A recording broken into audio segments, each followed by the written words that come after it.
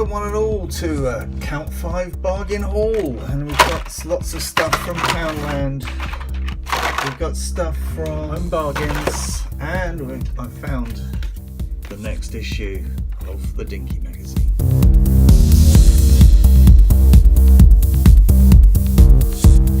Well, here it is, part 2 of the Dinky Toy Collection magazine. On the front cover of this particular issue we have the Bedford 10 kilowatt van Kodak edition. Let's have a look inside. Okay, so around the back we can see some more models that are coming up in the series. Wow, that Jag looks good. This is going to be really tough to say no to. If anyone out there is wanting to collect this, I suggest you do. It does look good as Dinky stuff goes. Now, this magazine is very easy to release from its bearings. Oops, got a few rips and tears there, but nicely tucked in. So the model comes in a blister. There we go. And just rip it off the base like you would any toy car. Just groovy. There we go. And they all seem to come in this little plastic blister, which is very cool. Very Mattel. So there we go, it's got its own little plastic protective holder. And I'll have a look around the box. Now, I remember from previous video we didn't really look around the box, and if you notice on the box it actually says it's No Rev. And I wonder if No Rev has done the manufacturing for this for Mattel, and then it's been distributed by D'Agostini. Lots of French on there, so that's what my guess is. There we go. Fourgon, Bedford. Of course, Dinky famously was produced in France, as well as the UK. Now, I got this particular piece because it really reminded me of one of my Moco favourites. That's the little yellow van, Bedford van. But this is nice heavy piece. There we go, all the details on the base tells you all about it. Love the bases on these. They look so authentic. Rubber tyres, look, can you see them? There we go, fabulous stuff. Brilliant paintwork as well. It's good, solid, nice decals. Beautiful. And hopefully, best of all, it fits back in its box again, which is a great place to keep and store it. There we go. Marvellous stuff. Dinky Toy 480. Who remembers 42A? Yes, this lovely little piece from around about 1956 from Matchbox. Well, Moco Lesney in the day. It's proper Moco. It's got the little crimped axles. Let's have a little comparison with its big brother in 1/43. Cool.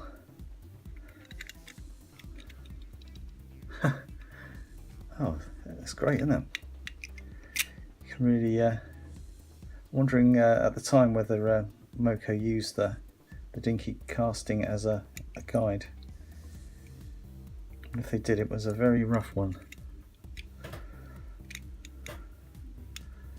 But both models looking really cool side by side. Kodak and Evening News.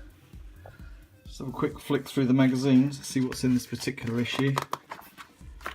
Oh yeah, there's some history on the actual model and some of the variations, the castings that Dinky made back in the day. There's the original base.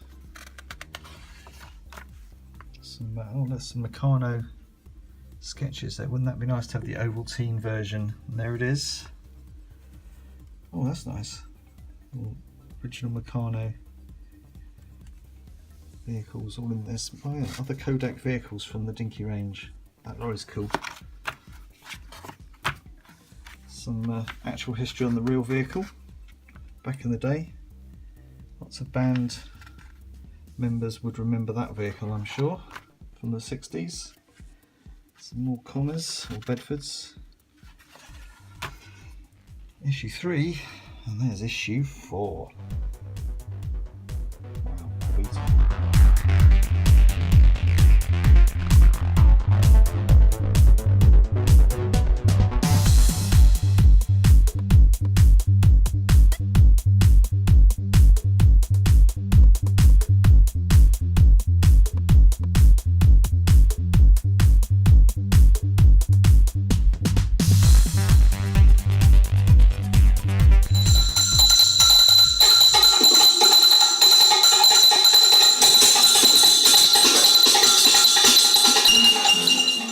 Well, it's time for my little slot again. I'm going to whisk through stuff quite quickly today.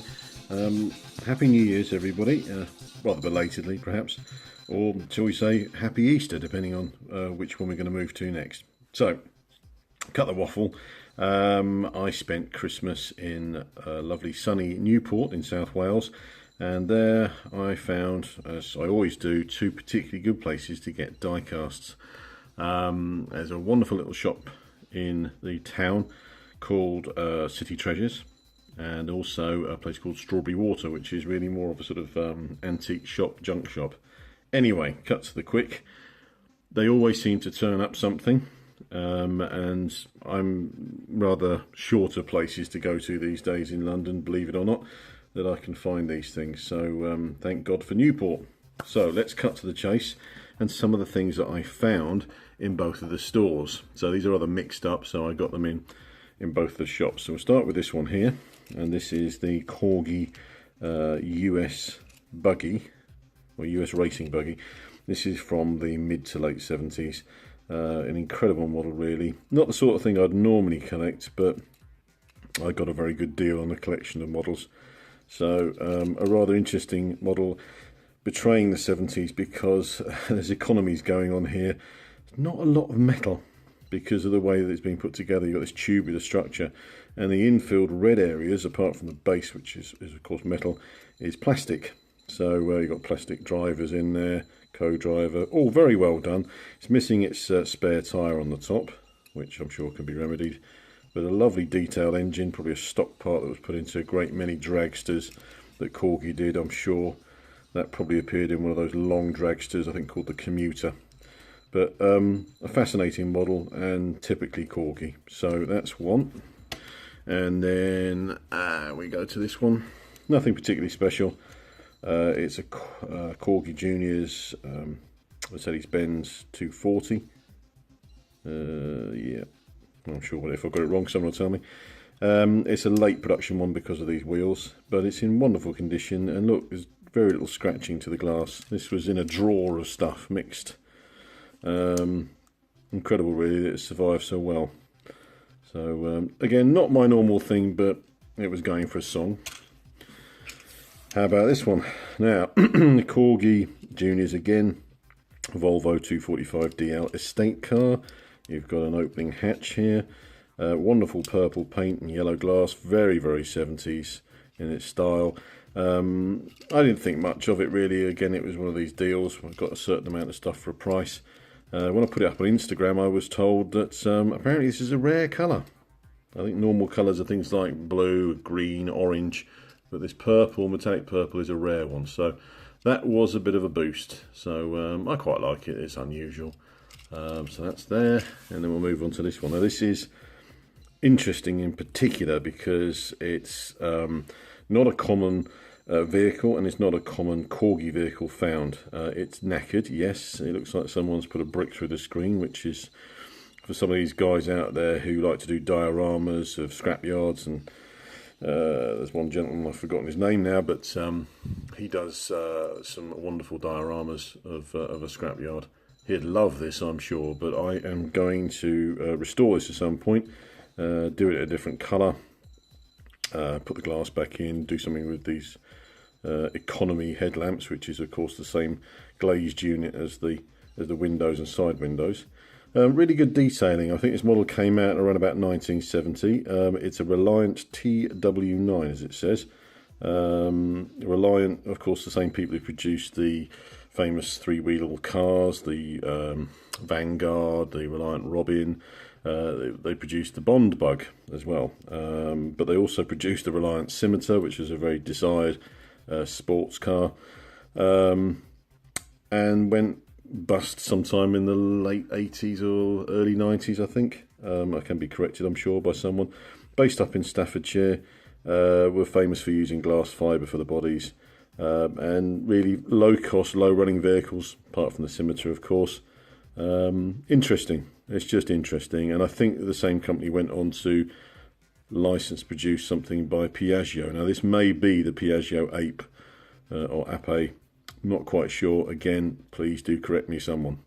But there you go. I've waffled on enough about that one. But look at the detail there. You know, you've got the transmission, the exhaust unit.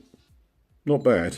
It's a bit messed up, but we'll work on it, and maybe I'll show it at a future point. Keep an eye on my Instagram account for a lot of these customs that I do. That's at Can-Am Customs. Plug there for myself. Right. These 2-packs are in the home bargain shops at the moment. They cost £2, and you get, for that £2, you get 2 models in one blister.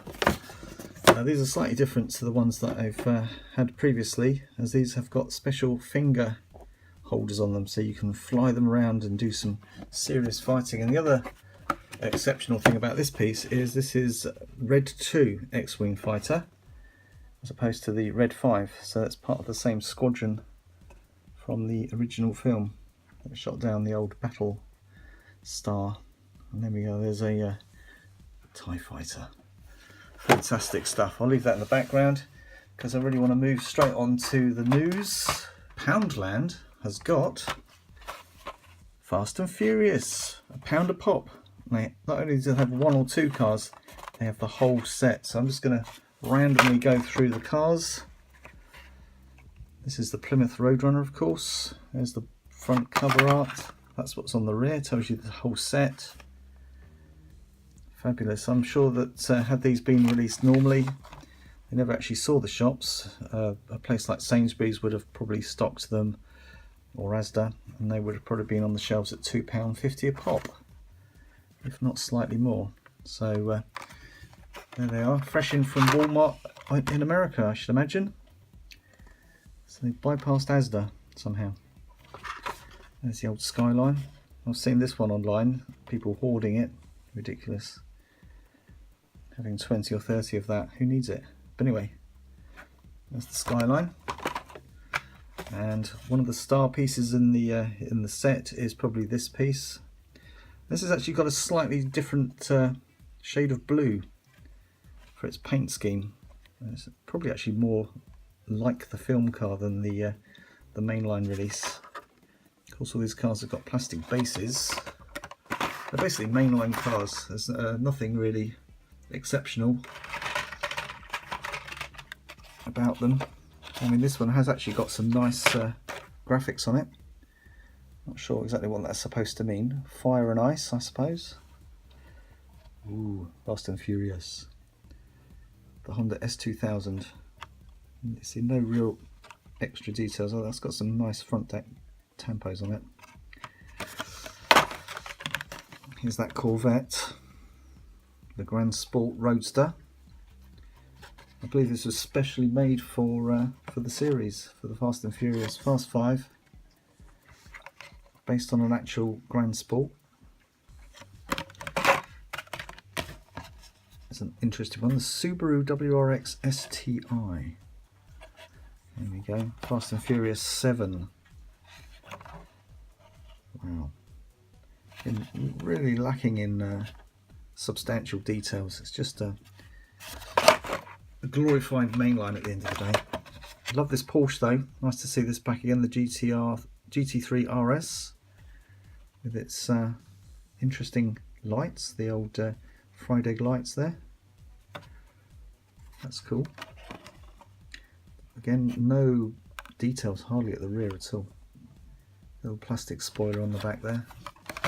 And finally, the actual star car from this series, and the one I will probably be getting more of, is this one, because it does actually have some rather cool front headlamp detail. Something lacking on the mainline version, if I remember rightly. And it also has some really cool rear light detail. But overall, a very, very basic, plain little car, the old Toyota Supra. It's a shame they don't make a new Supra. Maybe they will one day. Who knows? Right, waffle. This one is an unusual one because it's made by Lone Star Impey. Series, a rather confusing set of branding. It was the die-cast machine tool company based up in North London who had a toy division called Lone Star. They're called Lone Star because they produced toy pistols when the westerns were popular in the cinema back in the 50s.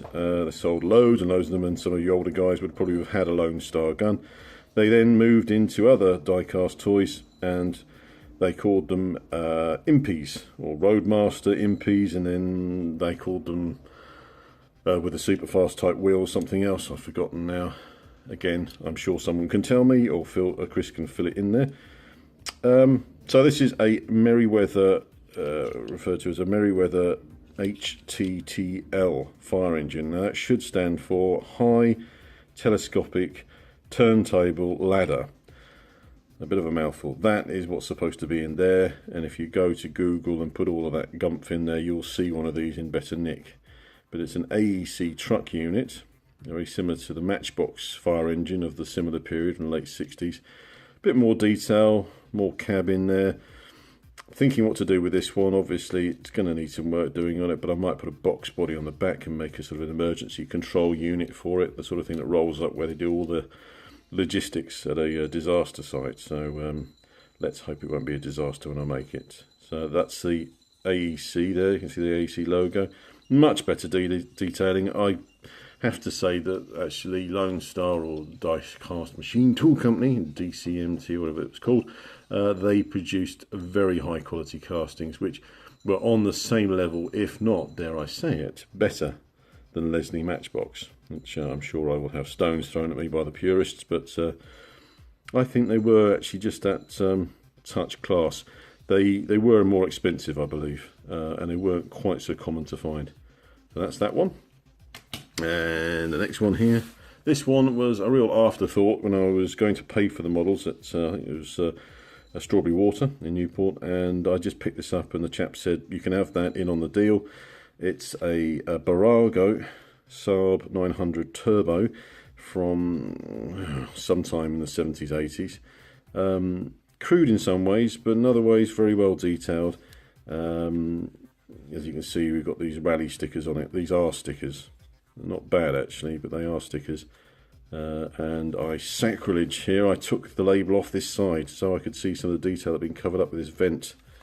You can see the sticker there covers over it.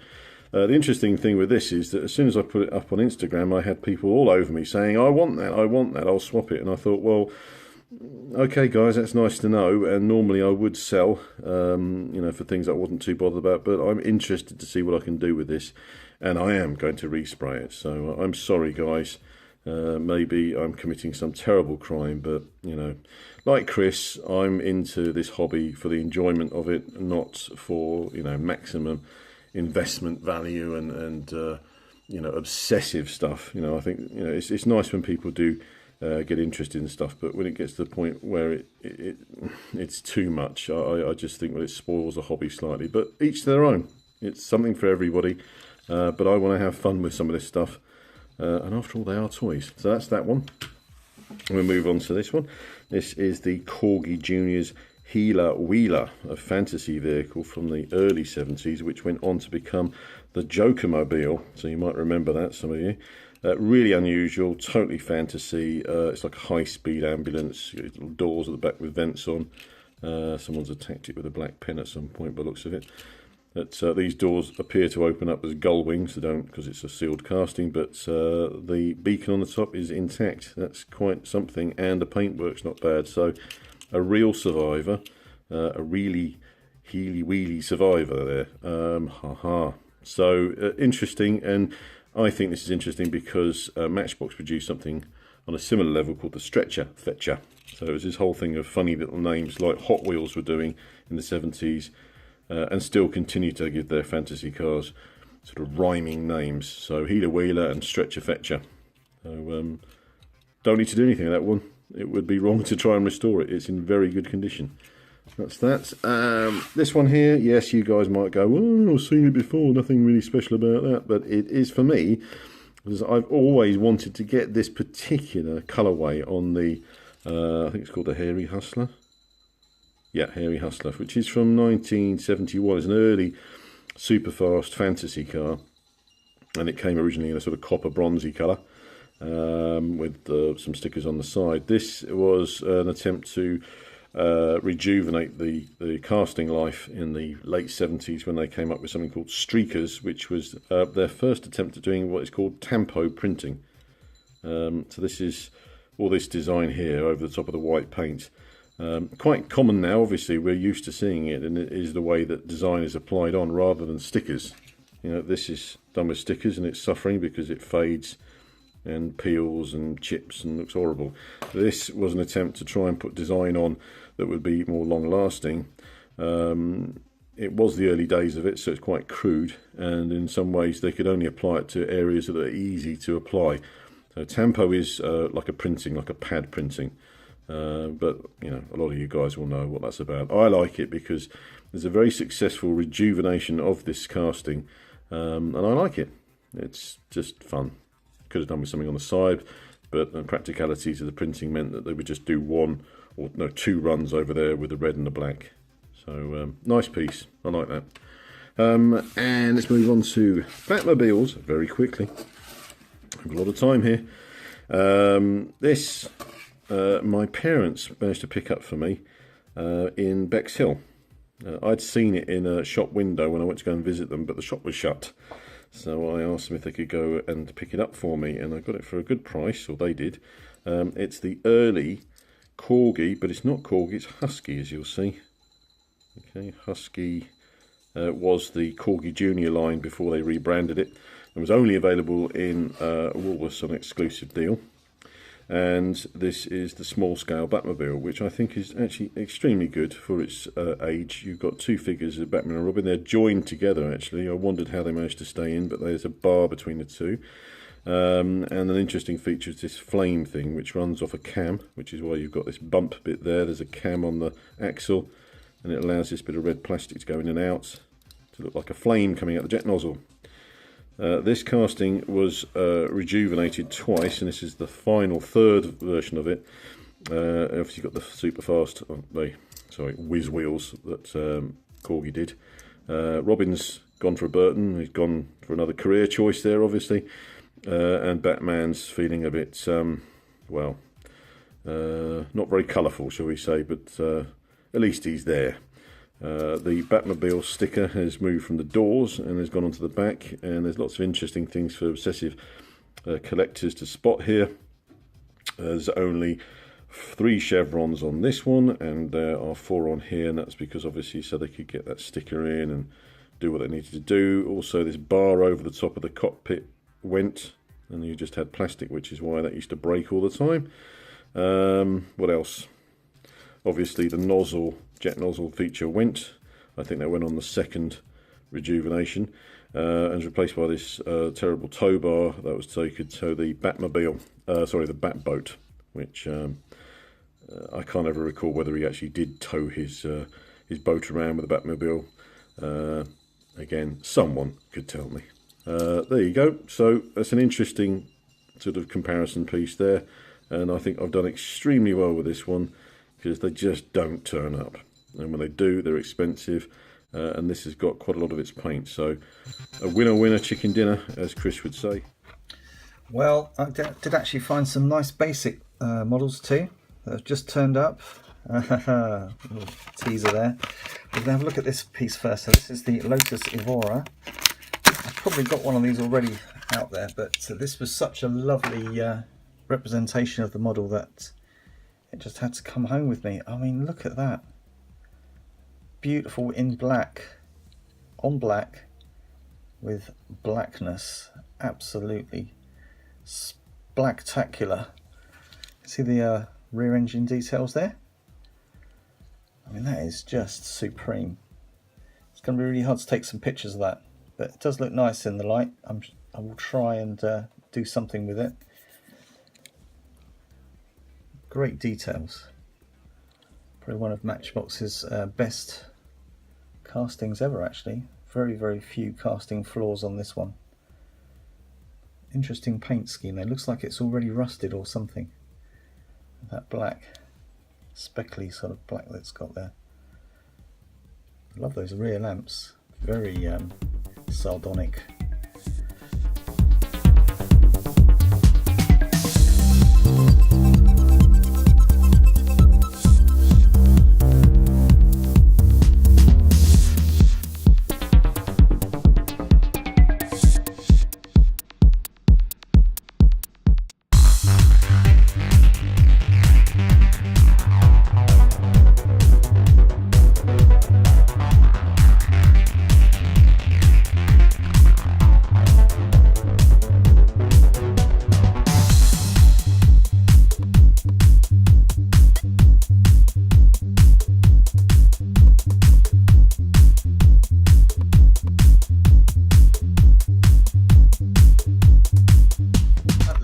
I found one, just the one. Now I know this comes in a variation. If I remember rightly, it has one with seat belts and one without, or some weird combination. But to be fair, I'm just happy to have one here as an example, finally.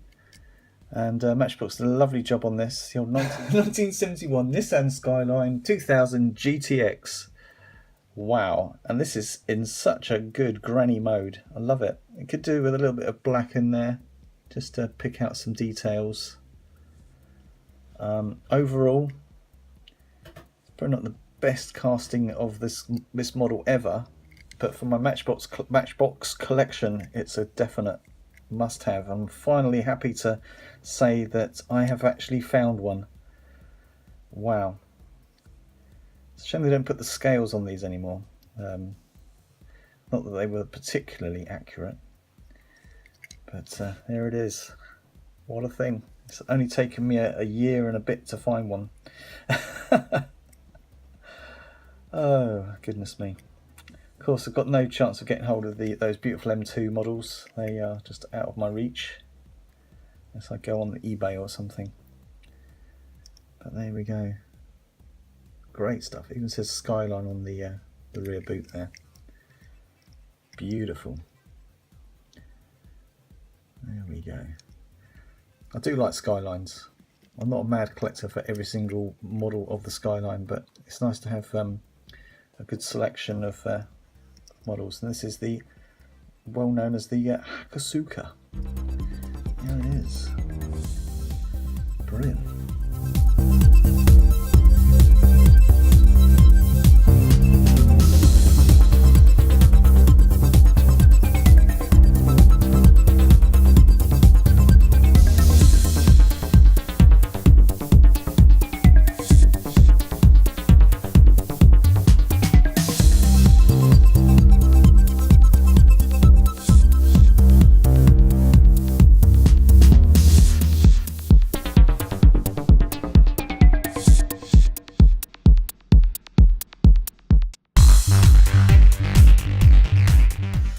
Also picked up some of these from Waitrose. They had an excess of models left over from Christmas, and they also had a brand new case of Hot Wheels in, and I thought I'd grab a few that I haven't got yet. So, oh dear me, yes, of course you have to open Hot Wheels from the top. Always good, nothing on the back. This is a brand new casting. This, oh look at that. Yes, this is the Mercedes AMG GT3 2016 model. Hot Wheels definitely upping their game when it comes to the castings now. This one's it's nice and sturdy and rugged looking. Wouldn't mind getting hold of the Cadillac if I ever find it, so perhaps that'll come up in next month, we'll see. To go with this little racing phenomenon. Awesome. Interesting little escape hatch up there perhaps. Wow, that looks fast. Is that the Pan American front end on there? Who knows? Could well be. I do like it. And the other piece I picked up was this one. This is the 17 Jeep Wrangler. I think it's a real car. Well, it must be a real car. I believe it's Jeep Wrangler have just released the new vehicle. And this is the Hot Wheels version. This is the extremely lightweight cut down version. It's got a nice big spare tyre on the back there. That's sort of goes with these big old wheels as well that are on here. Big lifted 4x4. Positively ridiculous. Now that is a real feature on the real vehicle if I remember rightly. A little cutaway there so you can see your engine. You need to have a look in there when you're driving along, of course. Bit of a trend these days. Wow, pretty cool. It's got lots of strange bits and bobs. That must be originally where the back door would be, and then you open that. It's got this strange cutaway grated portion on the rear here. Interesting. Some sort of, perhaps it's a net of some sort, who knows. Let's have a quick look at the box art for a clue. And the box art's making out as some kind of net or something, like a shopping trolley perhaps. There's all your seats for the people, nicely tampered up front. Got away with it around the rear. There's not much to see anyway, but overall nice and plain, looking good. Looks like it can do some damage. Awesome.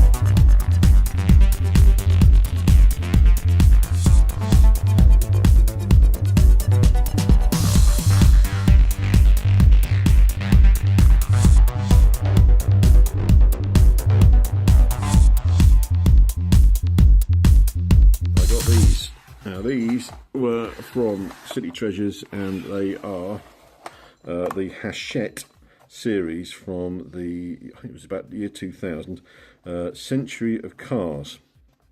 And this was a project which they commissioned Solido and Corgi, using some of the old Lado Vanguard's castings, to do a part work based on the history of cars. I think there was probably something in the region of about 50 models altogether, and City Treasures had about, I don't know, 30 of them.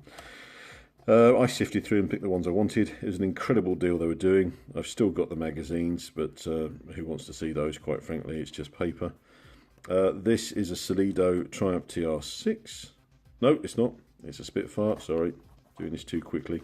Extremely fine casting by Solido and made in France. You know, these things aren't made in these countries anymore. Like, we don't make die casts in this country anymore. Same happened with Solido. It all got shipped over to the Far East. So this is, you know, towards the end of time with Solido producing in France. Another Solido here, which is the Fiat X19. I like this because it's an X19. I always found it an interesting model. I don't know what's happened to the plastic here. It's the only one out of the lot that did this, and I can't help thinking something happened with the paint where it leaked fumes and discoloured the plastic. Weird, very weird. But there you go. And then the Corgi, and this is a Corgi casting, not an old Lado one. The XK120, a fantastic model, really. I mean, I'll tell you that this cost me £2.50, 2 for £5. City Treasures still have those. When I go in March or Easter time to Newport, I will be very disappointed, because I expect one collector to go down there and zap the lot. So go for it. There's that one, and the Lado Vanguard, and then became Corgi Triumph Herald. This is a superb model. It really is. And notice there is no holes in the wings where they later put holes for wing mirrors. Or earlier, I can't remember. But a really lovely model. I mean, how can you not like that? I mean, anybody who's not even into collecting toy cars, who doesn't even like cars, would like that, because it's just well, it's like a piece of candy, isn't it? Typical early 60s colourful stuff. But there you go.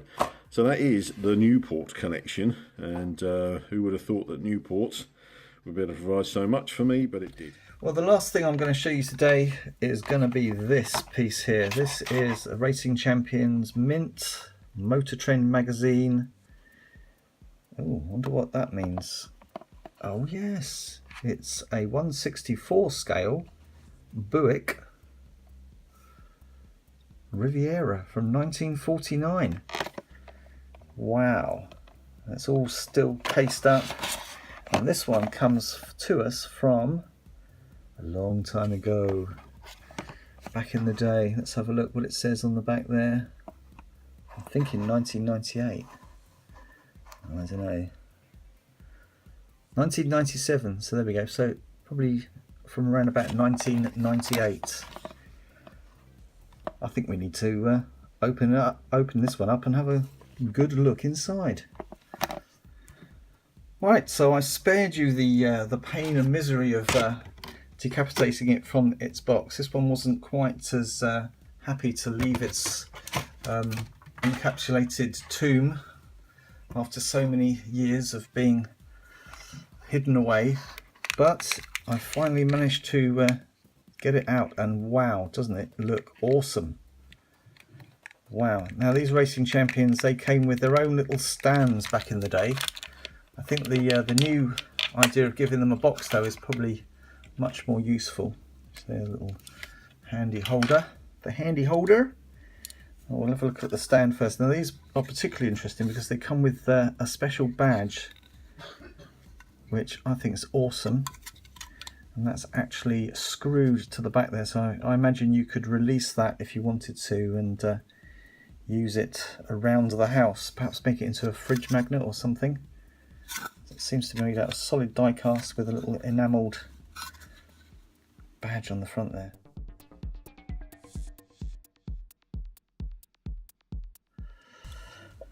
Cool. The first thing you notice straight away is the bonnet, the way it opens up. Now, does it close like that? That's an amazing feature. A clamshell.